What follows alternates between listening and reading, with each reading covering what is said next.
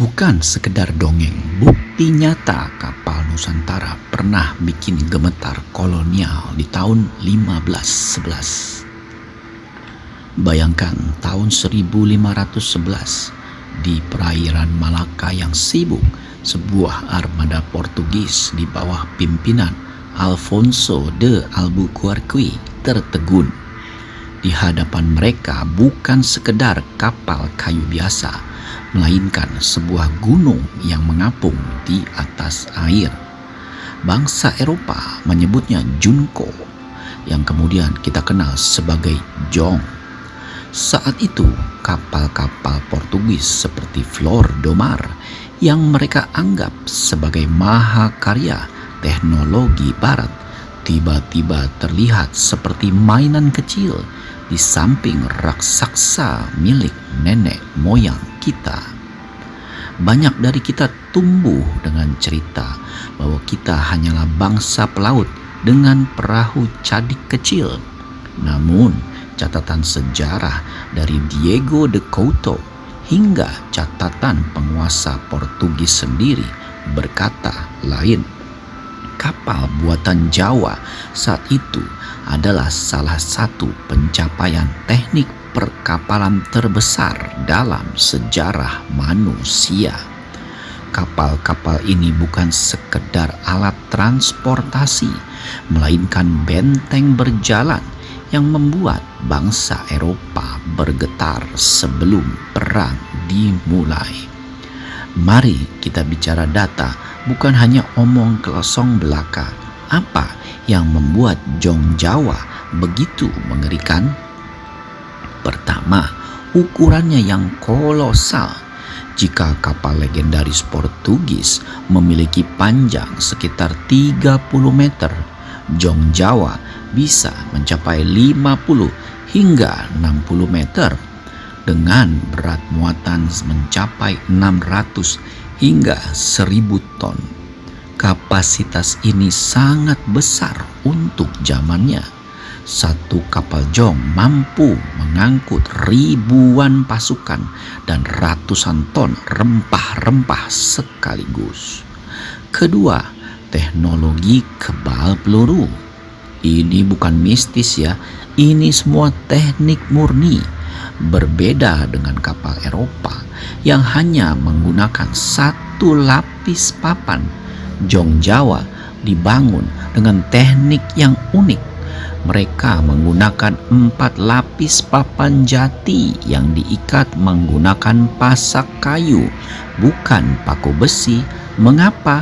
Karena paku besi akan berkarat di laut, sementara pasak kayu justru akan mengembang dan semakin memperkuat struktur kapal saat terkena air.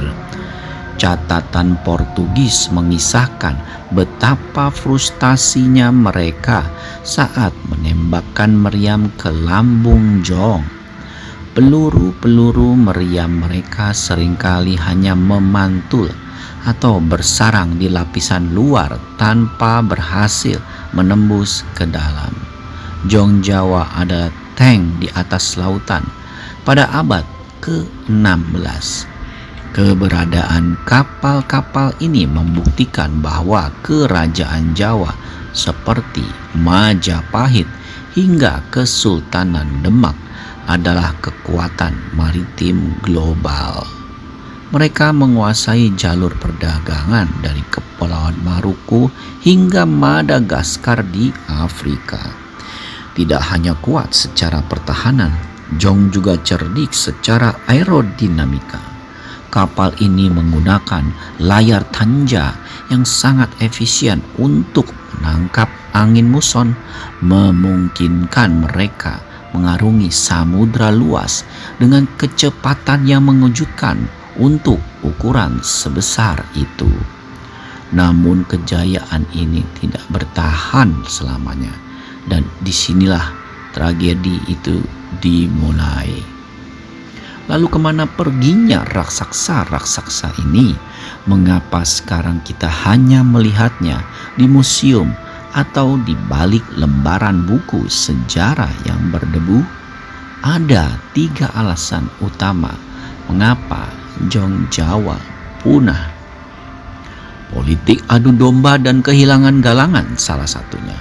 Selama berabad-abad Nusantara dikenal sebagai penguasa ombak, nenek moyang kita memandang lautan bukan sebagai pemisah, melainkan sebagai jalan raya utama yang menghubungkan antar pulau dan benua. Di atas gelombang itulah kemakmuran dibangun. Kapal-kapal raksasa yang kita kenal sebagai Jong hilir mudik membawa rempah, ideologi dan harga diri bangsa. Namun memasuki abad ke-17 sebuah pergeseran besar terjadi. Sebuah titik balik yang mengubah wajah Indonesia hingga hari ini. Secara perlahan namun pasti, arah kompas kerajaan-kerajaan di Jawa mulai berputar. Mereka yang dulunya berdiri gagah menghadapi samudera mulai memunggungi laut dan melangkah jauh ke pedalaman. Apa ini sebenarnya yang terjadi? Pada masa inilah pusat kekuasaan mulai berpindah. Jika dulu pelabuhan-pelabuhan di pesisir utara Jawa seperti Tuban, Jepara, dan Gresik adalah jantung ekonomi, kini fokus utama beralih ke lembah-lembah sungai yang subur di pedalaman.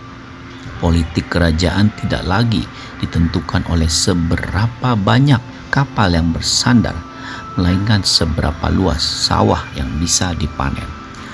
Perubahan ini bukan tanpa maksud. Tekanan dari kekuatan kolonial, terutama VOC, membuat perdagangan laut menjadi medan yang sangat berbahaya dan penuh monopoli. Menghadapi situasi ini, penguasa di Jawa mengambil keputusan yang fatal. Mereka mengubah haluan menjadi negara agraris. Tentu saja fokus pada penguasaan pertanian ini memang membawa stabilitas pangan di dalam negeri. Namun ada harga yang sangat mahal yang harus dibayar. Laut yang dulunya adalah gerbang dunia, tempat para pelaut kita berinteraksi dengan pedagang dari Arab, Tiongkok hingga Eropa, perlahan-lahan mulai diabaikan. Laut tidak lagi dianggap sebagai sumber kekuatan utama, melainkan hanya sebagai batas wilayah atau bahkan halaman belakang yang sunyi. Efek domino dari keputusan ini sangat mengerikan bagi sejarah maritim kita. Hingga ketika fokus beralih ke darat, teknologi perkapalan kita berhenti berkembang. Wow, galangan kapal yang dulunya megah tempat lahirnya raksasa-raksasa laut mulai terbengkalai dan berkarat dimakan usia. Kerajaan-kerajaan pedalaman menjadi lebih tertutup karena mereka kehilangan kontrol atas arus informasi dari perdagangan global. Di saat bangsa-bangsa Eropa semakin memperkuat armadanya untuk menguasai dunia, kita justru sibuk membangun birokrasi daratan yang kaku.